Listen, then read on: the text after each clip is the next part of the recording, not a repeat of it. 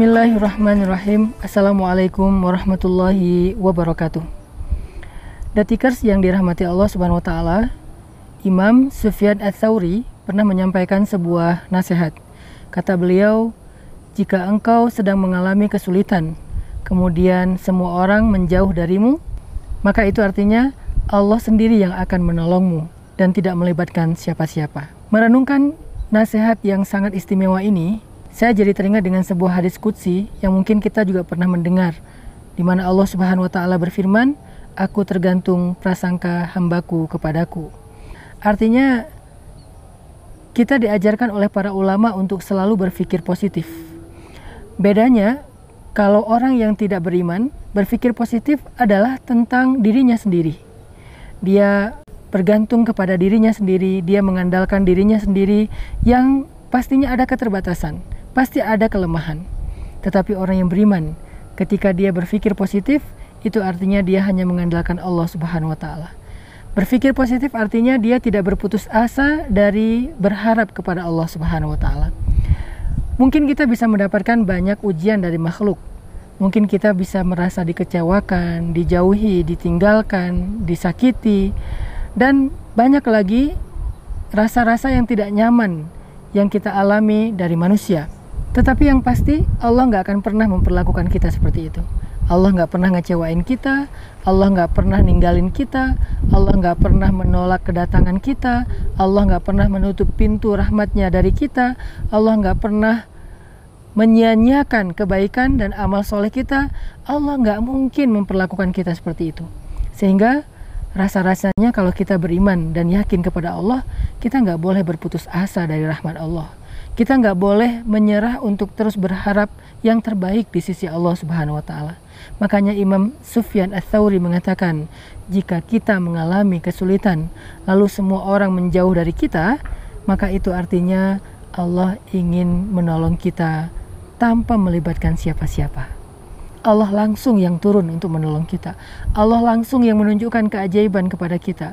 Allah nggak ingin kebaikan dan keajaiban itu diberikan melalui siapa-siapa, seolah-olah ada jasa orang lain dalam kebaikan itu. Allah ingin tunjukkan sendiri keajaiban itu kepada kita. Seperti ketika Allah menunjukkan keajaiban kepada para pejuang perang Badar dengan mendatangkan 1000 malaikat untuk menolong mereka. Seperti Allah tunjukkan kepada Nabi Musa dengan membelah lautan. Tidak ada satupun makhluk yang bisa melakukan itu. Tidak ada manusia yang bisa membelah laut. Tidak ada manusia yang bisa mengundang malaikat. Tidak ada manusia yang bisa mendatangkan angin kencang untuk menghancurkan pasukan Ahzab. Tidak ada manusia yang bisa mendatangkan petir untuk menghancurkan negeri Samud dan Ad. Dan begitu juga dengan keajaiban-keajaiban lain yang Allah datangkan kepada para solehin. Termasuk keajaiban yang Allah datangkan kepada Nabi Ayub alaihissalam. Tidak ada satu dokter pun yang bisa menyembuhkan beliau. Bahkan untuk mengobati beliau pun tidak ada yang mau. Allah ingin mengobatinya sendiri. Allah ingin menyembuhkannya sendiri. Nabi Yunus, tidak ada yang bisa menolong beliau yang ditelan oleh ikan di dalam lautan yang dalam. Allah ingin menyelamatkan Nabi Yunus sendiri tanpa perantara manusia. Begitu juga dengan 3 orang yang terkurung di dalam gua. Tidak ada yang tahu tentang keadaan mereka di dalam gua itu. Allah sendiri yang membuka pintu gua untuk mereka. Begitu juga dengan Ashabul Kahfi. Tidak ada tempat, tidak ada rumah yang mau menampung mereka untuk berlindung dari kezaliman penguasa. Allah jadikan gua yang terpencil sebagai tempat berlindung mereka tanpa terasa lebih dari 300 tahun. Allah jadikan gua yang terpencil untuk istirahat yang nyaman bagi mereka, lebih nyaman daripada hotel bintang 5, sehingga mereka bisa istirahat dengan tenang dan tidak terasa sudah berlalu ratusan tahun.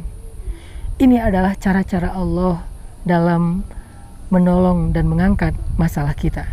Jadi jangan sedih, detikers, kalau kita merasa ditinggalkan oleh orang-orang yang kita cintai, yang kita harapin, yang kita rasa mereka adalah orang yang akrab dengan kita.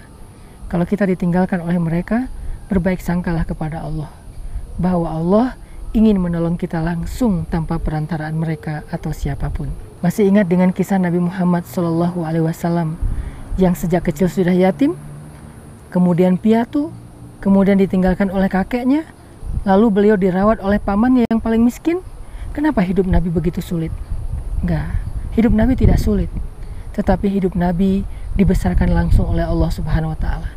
Karena beliau adalah kekasih Allah, karena beliau adalah orang yang sangat istimewa, maka Allah sendiri yang ingin membesarkan dan mendidik Nabi Muhammad SAW. Sehingga dengan pendidikan yang langsung dari langit, Nabi Muhammad tumbuh menjadi pemuda yang tangguh, pemuda yang akhlaknya istimewa, pemuda yang memiliki kepemimpinan yang luar biasa. Kelak beliau akan mengubah dunia dari kegelapan-kegelapan menjadi cahaya terang benderang dengan Islam. Itu cara Allah. Walaupun mungkin di awal kita ngerasa bahwa ini terlalu berat, ini terlalu sulit, ini tidak terduga, saya tidak mampu. La tayas, jangan berputus asa. La tahzan, Allah sendiri yang ingin mengurus kita, bukan makhluk. Masih ingat dengan kisah Nabi Ismail yang harus ditinggalkan oleh ayahnya karena perintah Allah.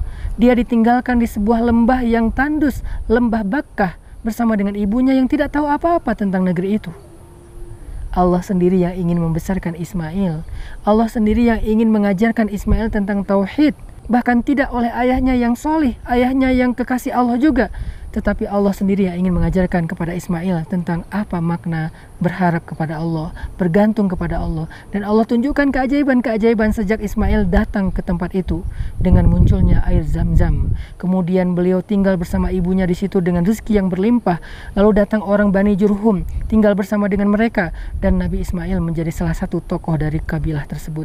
Kelak negeri itu menjadi negeri yang makmur, yang kita kenal dengan kota Mekah hari ini. Negeri para nabi, negeri yang paling mulia di muka bumi. Di sanalah Allah Subhanahu wa taala menempatkan Ismail. Atau masih ingat dengan cerita Nabi Musa ketika harus dihanyutkan oleh ibunya di Sungai Nil? Kenapa tidak Allah perintahkan ibunya untuk membawa Musa keluar dari negeri Mesir dan tinggal dalam keadaan terpencil? Kenapa Allah malah menyuruh ibu Musa untuk menghanyutkan bayinya ke Sungai Nil?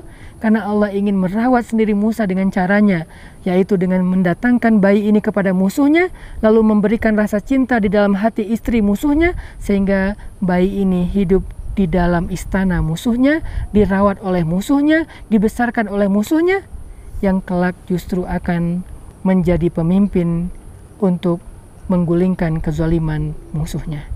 Inilah cara Allah, kita nggak pernah tahu. Makanya jangan berputus asa untuk berharap kepada Allah Subhanahu wa taala.